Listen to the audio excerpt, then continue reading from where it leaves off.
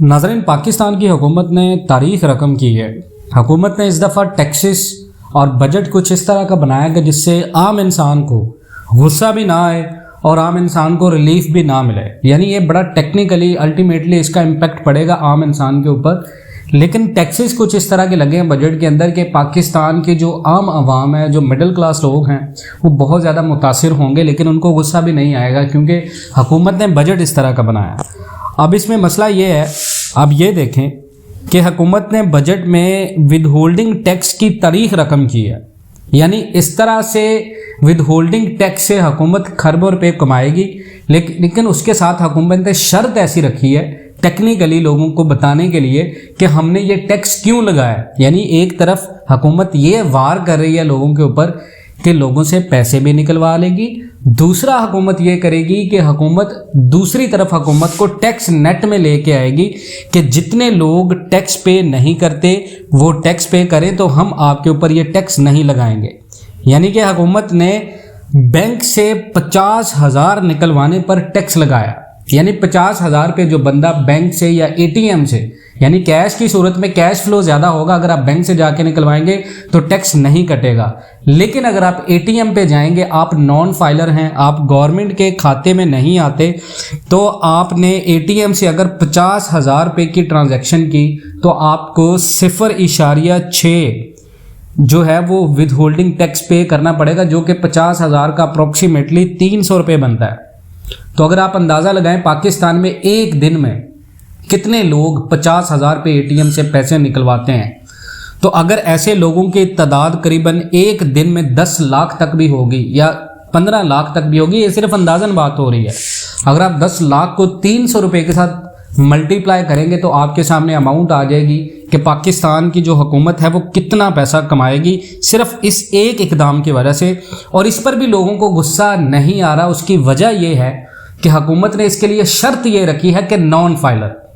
हुकूमत को पता है कि पाकिस्तान के अंदर सबसे ज़्यादा लोग वो हैं जो टैक्स नेट में नहीं हैं, यानी ऐसे लोग जो कि टैक्स पेयर नहीं हैं। तो 0.6 कोई भी बंदा जब बैंक जाएगा तो वो पाकिस्तान की हुकूमत को इनडायरेक्टली पैसे देगा, जो कि बैंक आपसे इस सर्विस के ऊपर काटेगा।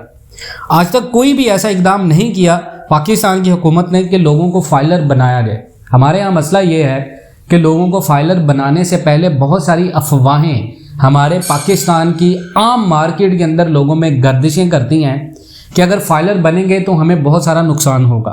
हालांकि ऐसा कुछ भी नहीं है। फाइलर होना कोई भी बुरी बात नहीं है। फाइलर होने से इनफैक्ट आपको अल्टीमेटली बहुत सारे फ़ायदे हैं। तो लोग टैक्स देने को भी तब तैयार होंगे जब टैक्स का पैसा उन पर खर्च होगा।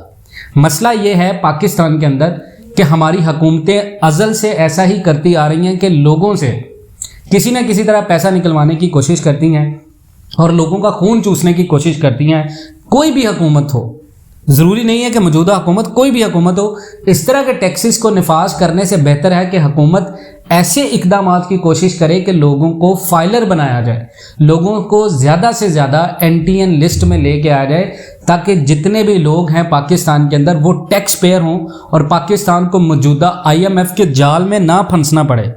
अगर पैसे ही अवाम पर खर्च नहीं होंगे तो इससे क्या होगा?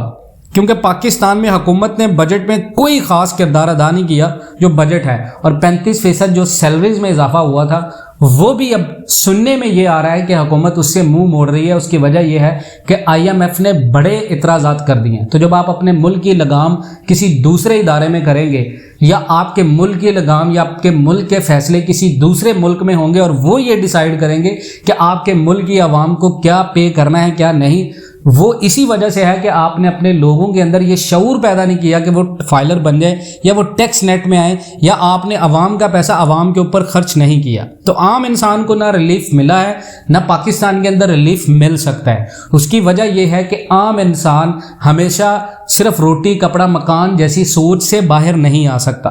तो 50,000 बैंक से निकलवाने पर टैक्स जो हुकूमत ने लगाया है, ये किसी जुल्म से कम नहीं है। ये जुल्म है उन लोगों के ऊपर जिनको आज तक हुकूमत की तरफ से हुकूमती सतह के ऊपर ये चीज़ें नहीं बताई गई कि आपको टैक्स नेट में लाने के क्या फ़ायदे हैं। तो आप इसके बारे में क्या राय रखते हैं कमेंट सेक्शन में ज़रूर बताइएगा। इंशाल्लाह मिलते हैं नेक्स्ट वीडियोज़ में।